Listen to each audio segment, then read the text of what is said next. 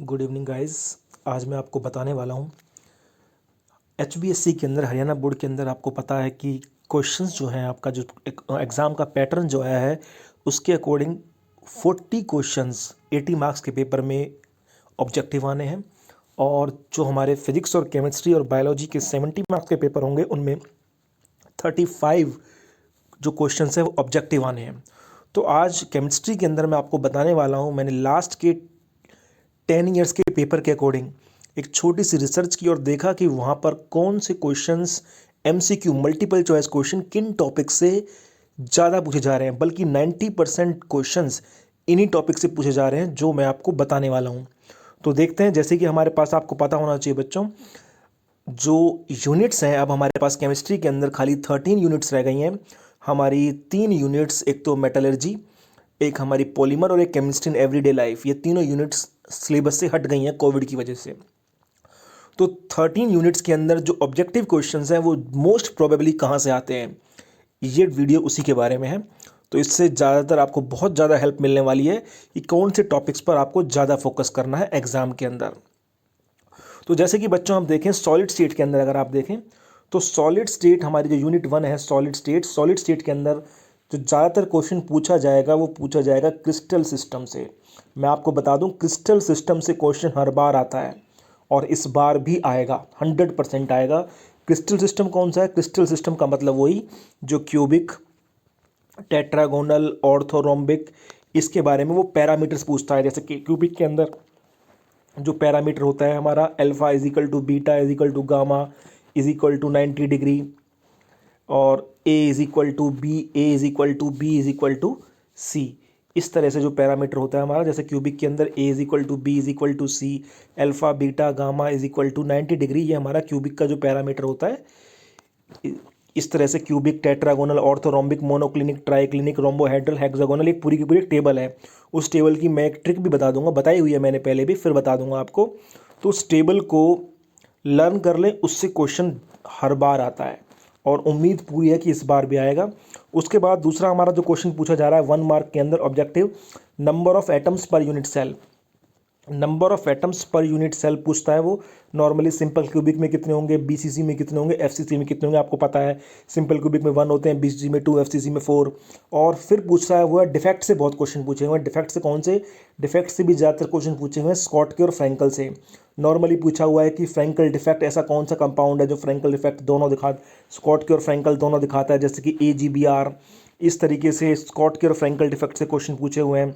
तो डिफेक्ट से क्वेश्चन जो हमारे हैं ऑब्जेक्टिव वो कर लेने हैं आपको। तो ये ज़्यादातर क्वेश्चन हमारे सॉलिड स्टेट के अंदर इन 3 टॉपिक से पूछे गए हैं MCQ। दूसरा अगर हम देखें यूनिट 2 सॉल्यूशन से हमारे ज़्यादातर क्वेश्चन कोलिगेटिव प्रॉपर्टी से हैं।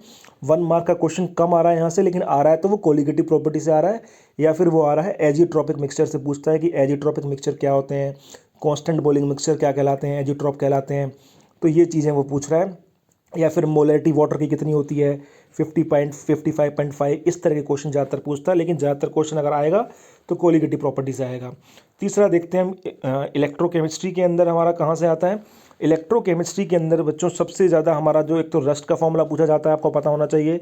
रस्ट का formula Fe2O3 into max H2O, ये बहुत पूछा गया है।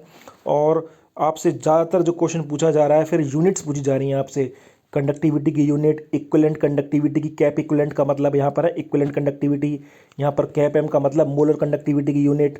और इफेक्ट्स ऑन डाइल्यूशन, इनका डाइल्यूशन पर क्या इफेक्ट पड़ता है। मोलर कंडक्टिविटी डाइल्यूशन पे इंक्रीज होती है, लेकिन जो कंडक्टिविटी है वो डिक्रीज होती है। तो ये सारी चीज़ें पूछी गई हैं इलेक्ट्रोकेमिस्ट्री के अंदर। ज़्यादातर जो MCQ है वो इन टॉपिक से पूछा जा रहा है। उसके बाद केमिकल काइनेटिक्स से, केमिकल काइनेटिक्स का बहुत सिंपल है। केमिकल काइनेटिक्स से जो बहुत ज़्यादा क्वेश्चन पूछा जा रहा है वो इससे पूछा जा रहा है, रेट कांस्टेंट पूछे जा रहे हैं वेरियस ऑर्डर के। रेट कांस्टेंट की यूनिट आपको पता होना चाहिए, जैसे कि जीरो ऑर्डर के लिए हमें जीरो यूनिट निकालते हैं, फर्स्ट ऑर्डर के लिए निकालते हैं। जीरो ऑर्डर के लिए मोल पर लीटर पर सेकंड होती है, फर्स्ट ऑर्डर के लिए सेकंड इनवर्स होती है। इस तरह से उनकी यूनिट्स पूछ रहा है अलग अलग ऑर्डर के लिए। और आइडेंटिफिकेशन भी करा रहा है, जैसे उसने सेकंड इनवर्स दे रखा है किसी यूनिट में, आपको वैल्यू दे रखी है 2.6, के की वैल्यू दे रखी है 2.6 इंटू में सेकंड 2.6 सेकंड इनवर्स। तो आपसे पूछ रहा है ऑर्डर क्या होगा, आइडेंटिफाई करना है ऑर्डर, तो आप बता देंगे फर्स्ट ऑर्डर की रिएक्शन है। इस तरीके से आइडेंटिफिकेशन करा रहा है, या फिर वो आपसे फॉर्मूले पता होने चाहिए आपको, जीरो ऑर्डर का फॉर्मूला और फर्स्ट ऑर्डर का फॉर्मूला, इस तरीके से उनके बारे में बात कर रहा है। केमिकल काइनेटिक्स के अंदर ज़्यादातर क्वेश्चन इन्हीं में से आता है। सरफेस केमिस्ट्री की बात करें तो सरफेस केमिस्ट्री के जो मल्टीपल चॉइस क्वेश्चन है बच्चों, सरफेस केमिस्ट्री के जो मल्टीपल चॉइस क्वेश्चन है वो हमारे इस टॉपिक से आते हैं, classification of colloids based on dispersed phase and dispersion medium. एक टॉपिक है हमारा जिसके अंदर हम क्लासीफाई करते हैं कोलॉइड्स को डिस्पर्स्ड फेज और डिस्पर्जन मीडियम के आधार पर। जैसे कि अगर हमारा डिस्पर्स्ड फेज सॉलिड होगा, डिस्पर्जन मीडियम भी सॉलिड होगा, तो उसे क्या बोलेंगे, उसको सॉलिड सॉल बोलेंगे। अगर डिस्पर्स्ड फेज सॉलिड है, डिस्पर्जन मीडियम हमारा गैस है, तो उसको एरोसोल बोलेंगे। अगर डिस्पर्स्ड फेज और डिस्पर्जन मीडियम दोनों लिक्विड हैं तो उसको इमल्शन बोलेंगे। तो इस टॉपिक से बहुत ज़्यादा एमसीक्यू, बहुत ज़्यादा मल्टीपल चॉइस क्वेश्चन आ रहे हैं सरफेस केमिस्ट्री के अंदर, और इसी से ज़्यादातर टॉपिक में आते हैं। या फिर वो पूछ रहा हार्डी स्कूल रूल से, हार्डी स्कूल रूल से हमारा वो क्वेश्चन पूछ रहा है। तो या तो इन दो मेनली दो टॉपिक से क्वेश्चन पूछा जाता है आपका। उसके बाद अगर हम बात करें पी ब्लॉक के अंदर, तो बच्चों पी ब्लॉक के अंदर अगर हमारा पूछा जाता है क्वेश्चन, तो ज़्यादातर वो पूछा जा रहा है बेसिसिटी, H3PO4, H3PO2, ये ऑक्सो एसिड बताए गए होंगे आपको। H3PO2, H3PO3, ये सब ऑक्सो एसिड्स होते हैं फॉस्फोरस के। इनकी बेसिसिटी के बारे में बात की जाती है, मोनो बेसिक है, डाई बेसिक है, ट्राई बेसिक है, इनके बारे में बहुत पूछ रहा है। इसके अलावा वो बॉइलिंग पॉइंट का ऑर्डर पूछता है, रिड्यूसिंग करेक्टर पूछता है, एसिडिक करेक्टर पूछता है। इस तरह से पूछ रहा है वो, एसिडिक करेक्टर के बारे में, बेसिक करेक्टर के बारे में, और बॉइलिंग पॉइंट्स के करेक्टर्स के बारे में पूछ रहा है। और जीनोन कंपाउंड्स के स्ट्रक्चर के बारे में बहुत पूछ रहा है कि XeF2 इसकी शेप क्या होगी, XeF4 की शेप क्या होगी, ये ज़्यादा पूछ रहा है।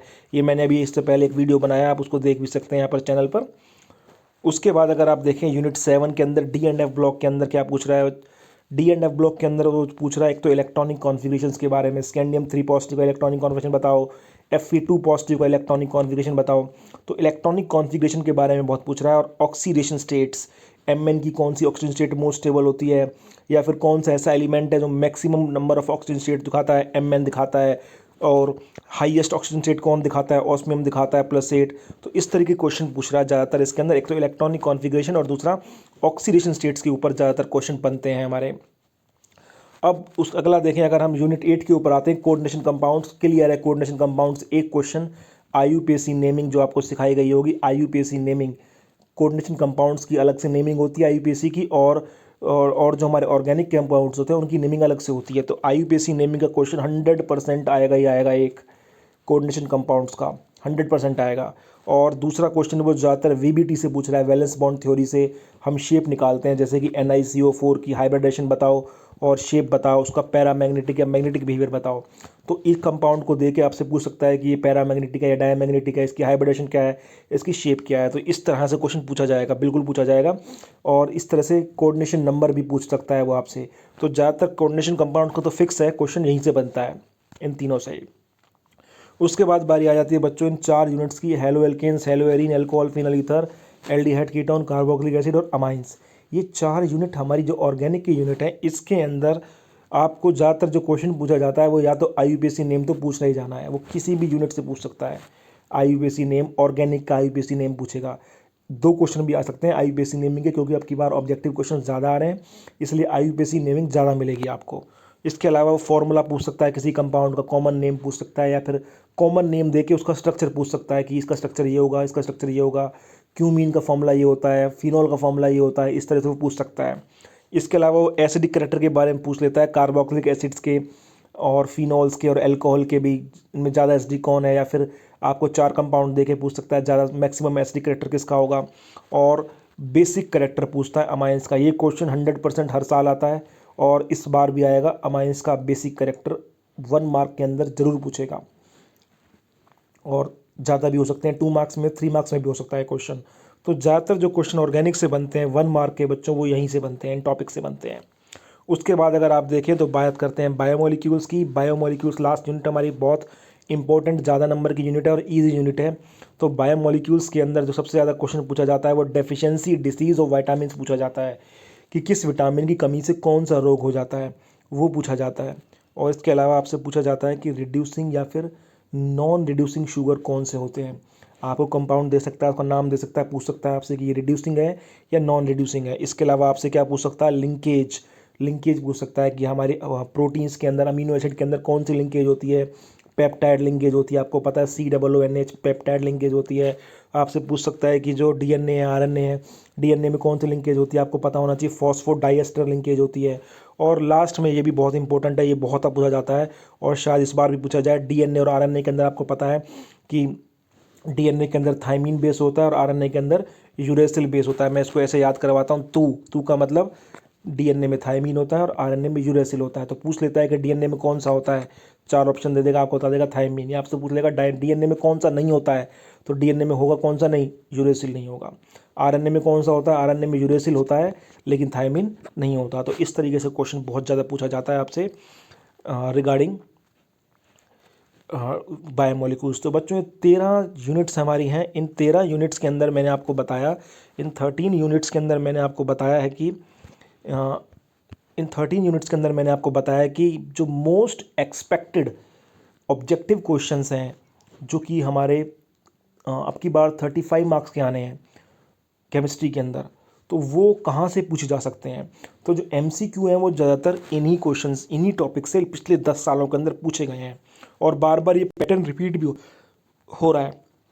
अब देखने वाली बात यह है कि इस बार इसमें से कितना आता है, लेकिन ये सारे के सारे टॉपिक, सारे के सारे क्वेश्चंस मोस्ट एक्सपेक्टेड है। इसके अलावा जो हमारे फिलिंग द ब्लैंक्स या फिर हमारे जो वन वर्ड क्वेश्चंस आएंगे, उनके लिए भी ये इंपॉर्टेंट है। वन वर्ड के अंदर भी आपको ऑप्शन नहीं देगा, खाली आपको आंसर लिखना होगा वन वर्ड के अंदर। उनके लिए भी ये सारे के सारे टॉपिक इंपॉर्टेंट हैं। और जो बात रह जाती है हमारी फिलिंग द ब्लैंक्स के लिए, फिलिंग द ब्लैंक्स के लिए बच्चों हर डेफिनेशन पे ध्यान देना है। अपने जितने भी हमारे जो पॉइंट्स लिखे होते हैं किसी भी गैस पेपर के अंदर या किसी भी टॉपिक के अंदर, चैप्टर के अंदर, शुरुआत में पॉइंट्स देता है वो, या फिर लास्ट में रिवीजन एट ए ग्लांस देता है, तो उनको अच्छे से पढ़ना है। अपने छोटी छोटी जो डेफिनेशंस हैं, जो वन लाइनर डेफिनेशंस हैं, वो बहुत ज़्यादा पूछी जाती हैं हमारी फिलिंग द ब्लैंक्स के अंदर।